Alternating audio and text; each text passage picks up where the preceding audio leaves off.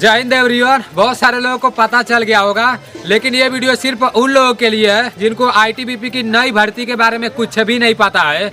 पूरे भारत में किसी भी राज्य से हो, चाहे मेल हो चाहे फीमेल हो, सभी लोगों के लिए आईटीबीपी की नई भर्ती का नोटिफिकेशन निकाला जा चुका है। और ये रहा आईटीबीपी का वर्दी। इसमें हाइट कितना लगेगा और इसमें सबसे पहले दौड़ कराया जाएगा, ये पेपर कराया जाएगा। सारा का सारा प्रोसेस मैं आप लोगों को इसी वीडियो में बता दूंगा, थोड़ा सा भी कंफ्यूजन नहीं होगा। इसमें सिर्फ 2 पद है, एक है हेड कांस्टेबल वाला और दूसरा है कांस्टेबल टेलीकम्युनिकेशन वाला। तो हेड कांस्टेबल वाले में टोटल 126 वैकेंसी है और इस 126 में मेल भी आ जाएंगे, फीमेल भी आ जाएंगे।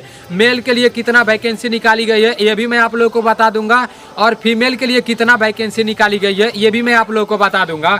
और ये जो कांस्टेबल टेलीकम्युनिकेशन वाला है तो इसमें टोटल 167 वैकेंसी है। 167 वैकेंसी में मेल के लिए 142 वैकेंसी है और फीमेल के लिए 25 वैकेंसी है।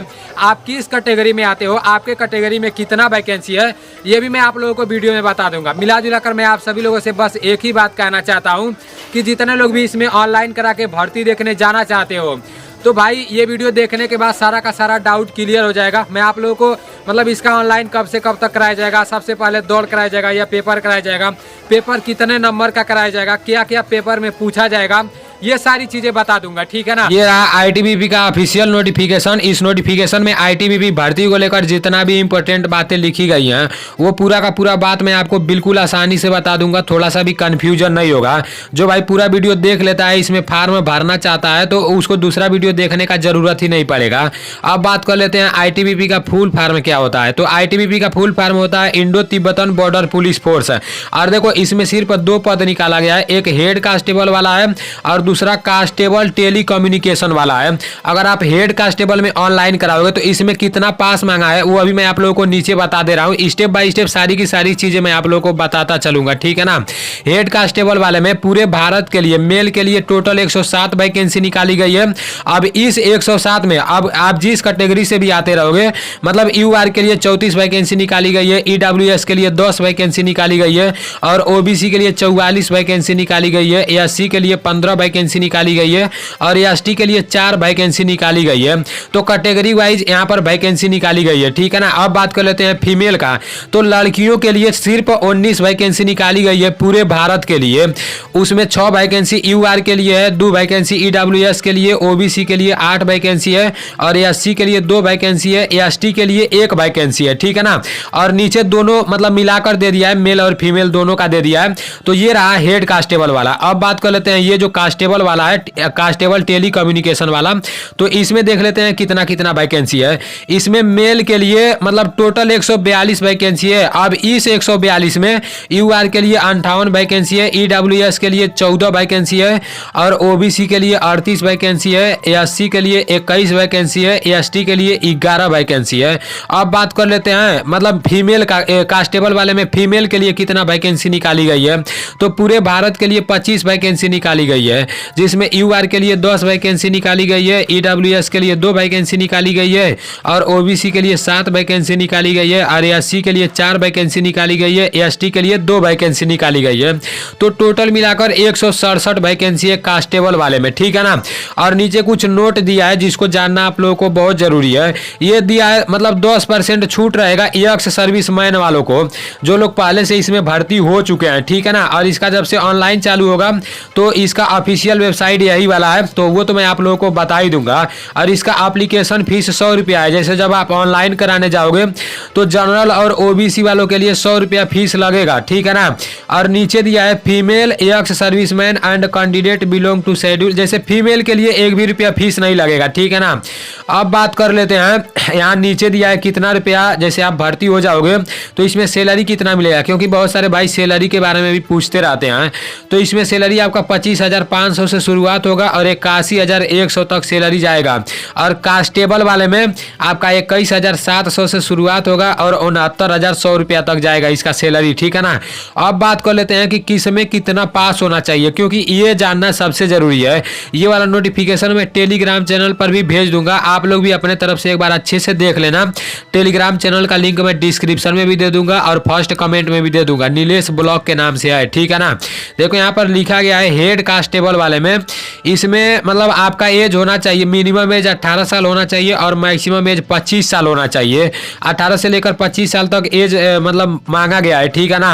और कैटेगरी के हिसाब से आपका एज में कुछ छूट भी मिलेगा, यहाँ पर दिया गया है, तो इसको आप लोग पढ़ लेना।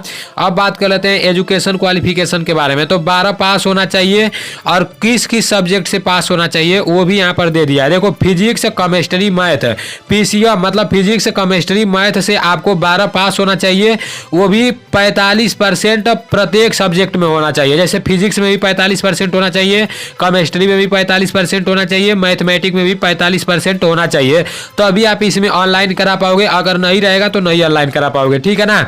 और नीचे आर करके दिया है, अगर ये नहीं है तो ये रहेगा, तभी भी काम चल जाएगा।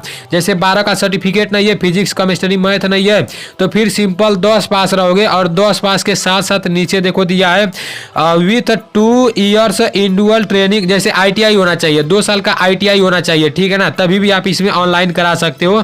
अगर ये भी नहीं है तो इलेक्ट्रीशियन, यहाँ भी कुछ लिखा गया है, तो ये भी मतलब 10 पास के साथ साथ आपको मतलब 10 में देखो पीसीएम, फिजिक्स, केमिस्ट्री, मैथ होना चाहिए, और विथ मतलब साथ में 3 इयर्स डिप्लोमा, साथ में आपका 3 साल का डिप्लोमा होना चाहिए।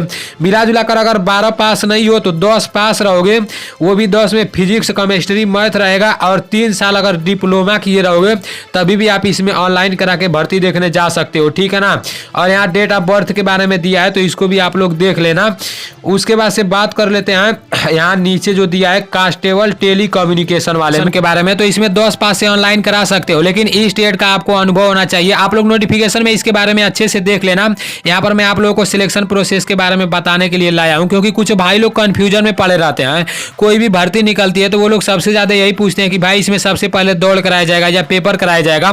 तो ये जो आईटीबीपी की भर्ती निकाली गई है, इसमें सबसे पहले फिजिकल इफिशियंसी टेस्ट कराया जाएगा, उसके बाद से आपका फिजिकल स्टैंडर्ड टेस्ट कराया जाएगा, उसके बाद से आपका पेपर कराया जाएगा, उसके बाद से आपका डॉक्यूमेंट वेरिफिकेशन होगा, उसके बाद से आपका मेडिकल कराया जाएगा, लास्ट में आपका फाइनल मेरिट लिस्ट निकाला जाएगा, ठीक है ना। अब फिजिकल में आपका क्या क्या कराया जाएगा, जैसे लड़कों को कितना दौड़ कराया जाएगा और लड़कियों का कितना दौड़ कराया जाएगा, ये सारी चीजें यहाँ पर दिया है। लेकिन ये पिछले साल का है, अभी जो नया वाला नोटिफिकेशन निकाला गया है उस नोटिफिकेशन में ये नहीं बताया गया कि भाई इतना दौड़ कराया जाएगा, इतना टाइम दिया जाएगा। लेकिन पिछले साल जिस हिसाब से भर्ती कराई गई थी उसी हिसाब से इस साल भी भर्ती कराई जाएगी, ये आप सभी लोग को अच्छी तरह से पता होगा। अब पिछले साल 1600 मीटर दौड़ कराया गया था, तो इस बार 5 किलोमीटर थोड़ी के कराया जाएगा, तो इसको भी आप लोग देख लो। इसके बारे में आप लोगों को थोड़ा बहुत आइडिया रहेगा तो सही रहेगा। ये लड़कों के लिए, मेल के लिए 1600 मीटर का दौड़ कराया जाएगा, 7 मिनट 30 सेकंड का टाइम मिलेगा। और इन लोगों को लॉन्ग जंप कराया जाएगा, जैसे 11 फुट 3 चांस दिया जाएगा, ठीक है ना। और हाई जंप कूदाया जाएगा 3.5 फुट, इसमें भी 3 चांस दिया जाएगा। अब बात कर लेते हैं फीमेल का, मतलब लड़कियों का। तो लड़कियों को 800 मीटर दौड़ाया जाएगा और 4 मिनट 45 सेकंड का टाइम मिलेगा। उसके बाद से इन लोगों को भी लॉन्ग जंप कूदाया जाएगा, 9 फुट कूदाया जाएगा, 3 चांस मिलेगा। और हाई जंप भी 3 फुट कूदाया जाएगा, 3 चांस मिलेगा, ठीक है ना। अब देखो यहाँ हाइट के बारे में दे दिया है, तो इसको भी आप लोग देख लो। तो देखो यहाँ दिया है all other state and union territories, तो सभी लड़कों के लिए 170 सेंटीमीटर हाइट है, और फीमेल के लिए, लड़कियों के लिए 157 सेंटीमीटर हाइट है।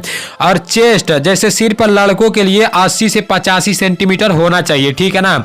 और यहाँ पर दे दिया है for candidate belonging to ST, जैसे एसटी वालों को हाइट में छूट मिला है, एसटी वालों का हाइट 162.5 सेंटीमीटर होना चाहिए, और उन लोगों का फीमेल का 150 सेंटीमीटर होना चाहिए, ठीक है ना। और एसटी वाले मेल के लिए चेस्ट नॉर्मल 76 सेंटीमीटर होना चाहिए और फुलाकर 81 सेंटीमीटर होना चाहिए। तो ये रहा इसका हाइट वेट चेस्ट। और ये भी आप लोग देख लो, इसका मतलब पेपर कितना नंबर का पूछा जाएगा, तो 100 मार्क्स रहेगा, ठीक है ना। 100 क्वेश्चन रहेगा 100 नंबर का।